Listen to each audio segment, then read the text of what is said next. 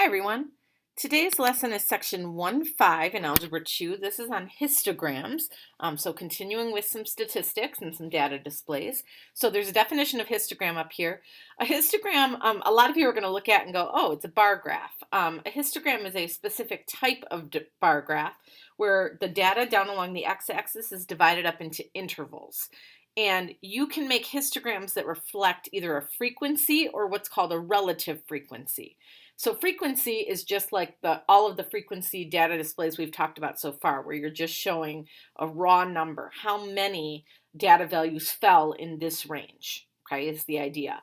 A relative frequency doesn't talk in terms of the number of data values, but it talks about the percent of data values. So the numbers you're looking at up the side, so for example, this is a relative frequency. These should be read more like percentages. Now you'll notice, so if these were my scores on a geometry final exam here, these histograms look exactly the same. This is saying here's everyone who scored between 20 and 30, everyone who scored between 30 and 40, and so on. From this data display, I could actually work out how many students does this translate to. So, for example, just the way this is numbered, there were 5 students that scored between 50 and 60. Okay? This data display, instead of counting up the numbers of students, it gives a percentage. So this bar, you'll notice, is the same as this bar over here, and it looks like almost 5% of students scored between 50 and 60. Okay, so this is just a difference in how your y-axis is being numbered. There's pluses and minuses to both of these things. There's a benefit to the frequency table because you can look at raw numbers. You can say literally how many data values fall in this range. But that relative frequency is helpful if you don't know how many total data values you're talking about. So for example, if I say 12 students got an A on my geometry final, well, if there's only 20 students in the class, 12 students is pretty good. If it's a lecture hall of 300 students and only 12 students got an A, that's pretty bad, right? And so that would look differently on a relative frequency table based on how many students were in the class, okay? So there's some information down here about choosing intervals, and we're not going to stress about this too terribly much. You're going to get into this much more in AP Stats next year, but these pictures here give some examples of some pitfalls, some things that can happen that are problems with histograms. So for example, if you look down here at the intervals, these intervals are not divided up evenly. Okay, and that's this first bullet point here. The intervals have to be equal. So for example, this bar represents ages 0 to 4, but then this bar represents ages 5 to 17. There's a lot more data packed in here than there are here, because this is only 4 years and this is like 12 years. Okay, and then if we kept going, we would find that these bars don't necessarily work out evenly either. So however you divide up your data, however you set up your intervals, you have to do it in a way that's evenly distributed. Okay, there's some rules of thumb, like that you should always shoot for having between 5 to 7 bars on your histogram. I don't know how crucial that piece of it is, as long as your display accomplishes what it's supposed to accomplish. So like down here, for example, if I'm looking at, I think this is like cost of living, or sorry, no, cost of public colleges by state. If I divide it up into 0 to 6,000 and 6,000 to 12,000, well, that's great, okay, because those intervals are equal. But if I only have 2 bars, this information is not helpful to me at all, right? I can't really learn anything here. I know there's slightly more in this category than there are here. Likewise, if I split it up too tiny, which I can't even tell what this is supposed to be numbered by, but having all of these different bars isn't all that helpful either, especially when I see that there's a lot next to each other that are kind of the same. So just making sure that you don't have too many bars or too few bars in your histogram is important. Okay, so really that was just a lot of talking, not a whole lot of math going on there. Let's do a couple of examples here. So this first example, I'm going to try to zoom this in just a little bit for you. There we go. This is a relative frequency histogram of test scores. And this is given to you over here in fractions. I think if I had written those as decimals and made them like percentages, this might make a little bit more sense. But this means that, 1 out of 11 students in the class scored between 40 and 50. Also, I do want you to notice this statement here. Each interval includes the left endpoint, but not the right. So this bar would technically include from 40 all the way up to like 49 or possibly 49.999, depending on how these test scores were being rounded. But if someone scored a 50, they would actually end up in this bar over here. So that's just important that we should always indicate that in a histogram. So it says if 4 students receive grades in the D range, how many students are in the class? So the D range, that would be between 60 and 70. So if I say that this bar represents 4 students, now that's the actual frequency, not a relative frequency. And we know that's 2 students out of every 11. Some of you may be able to just common sense your way through this, but here's how I'm going to think about it.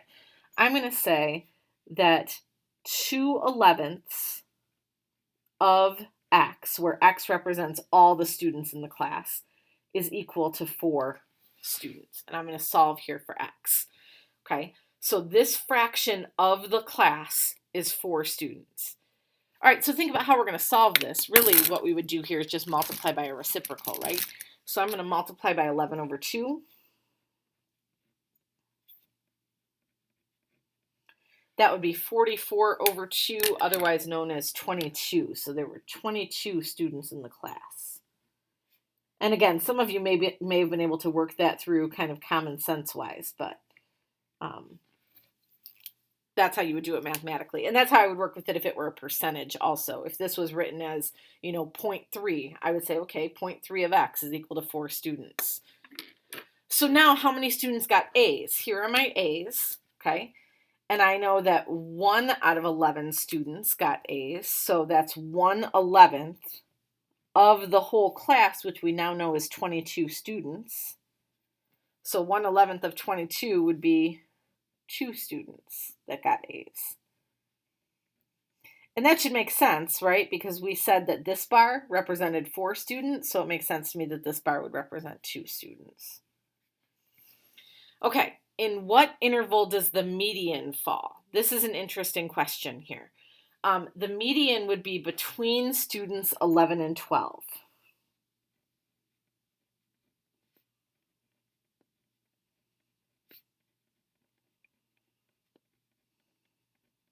Okay, so half of 22. I'm looking for where students 11 and 12 fall.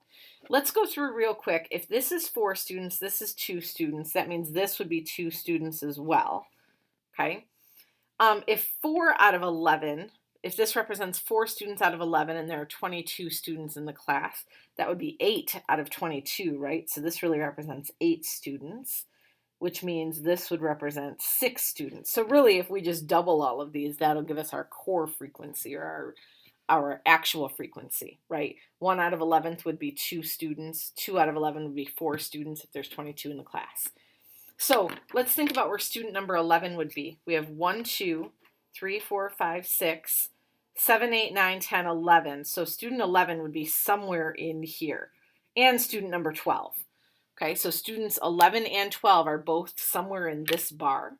Okay, so I can't tell you what their actual scores were because all I have is a range here to work with. It's between 70 and 80, but the interval would be between 70 and 80. We know they got a 70 something would be where our median is.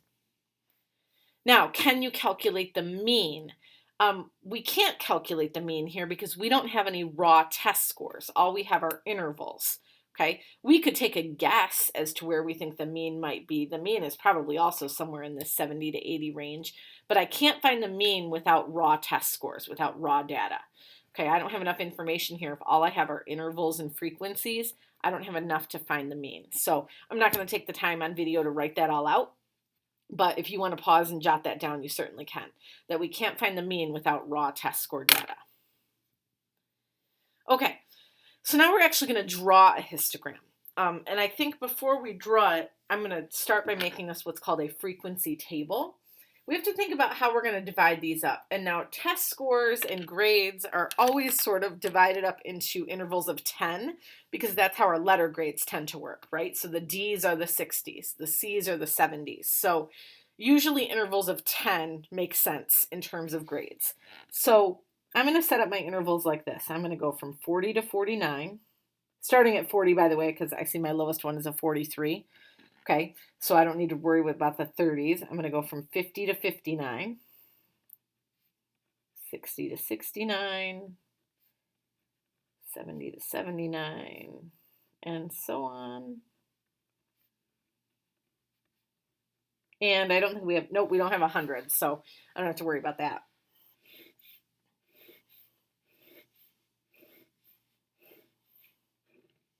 Okay, right now all I'm doing is just counting up how many I have.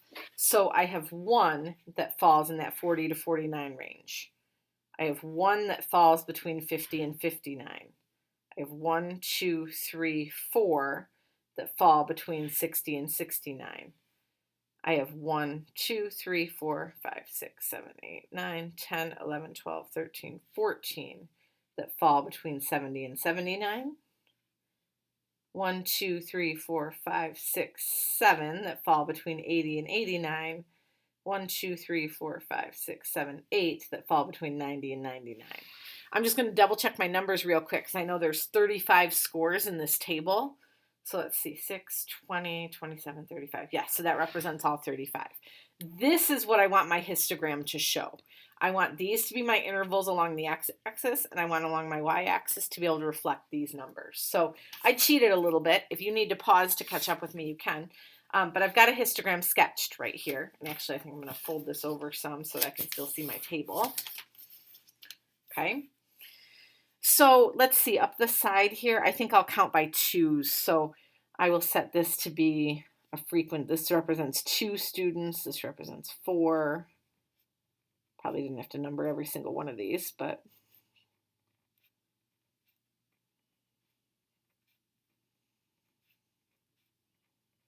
okay. So here's how I'm going to do my frequency table. I'm just looking for some different colors here I can play around with.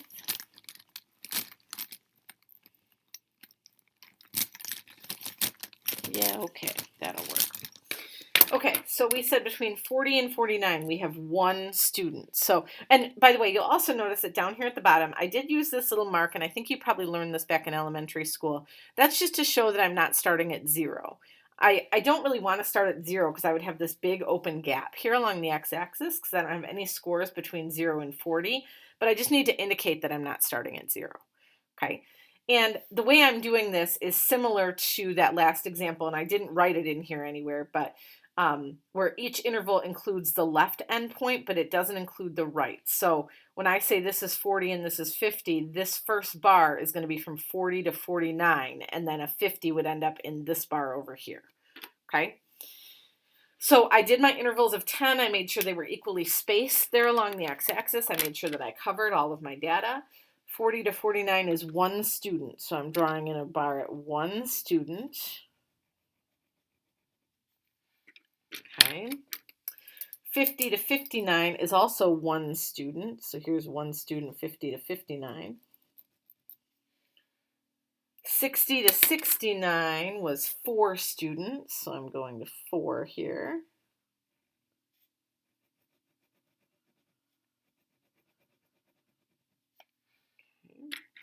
My next one's the big one, I think. 70 to 79 is 14 students. Okay, so there's my 14 students. Sorry, maybe I shouldn't have taken the time to color these in, but once again, once I start, I cannot stop. Plus the bars are easier to see if you shade them in like that. 80 to 89 is 7 students, so that's halfway between 6 and 8.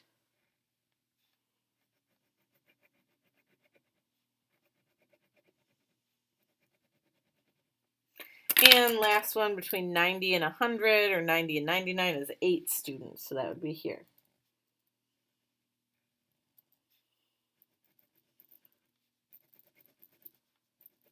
Now, when we worked with this data in the last lesson, we talked about things like finding the median, okay? And we just went straight to the data table and found the median. Let's suppose that I didn't give you the original data table, that all I gave you was this histogram here and said find the median.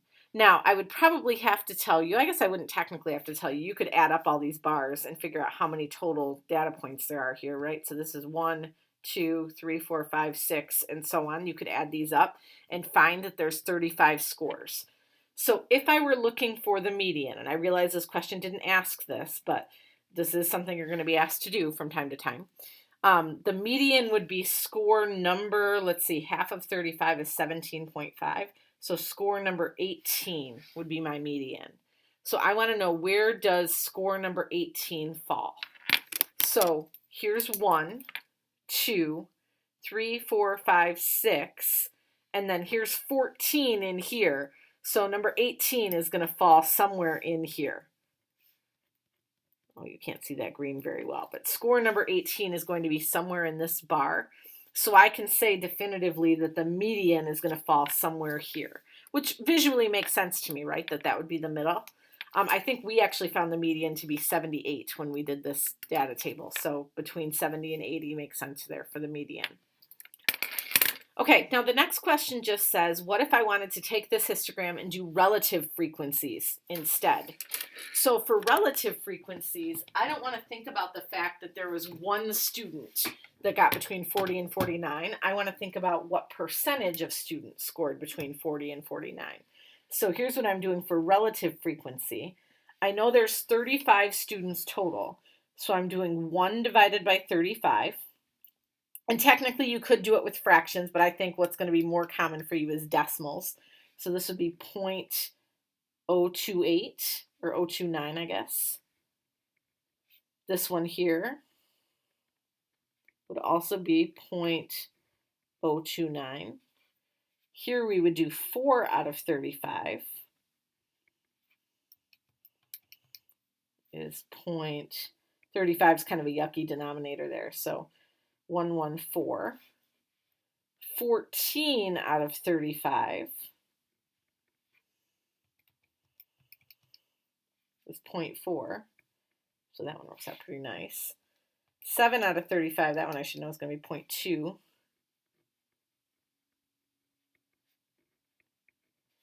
And 8 out of 35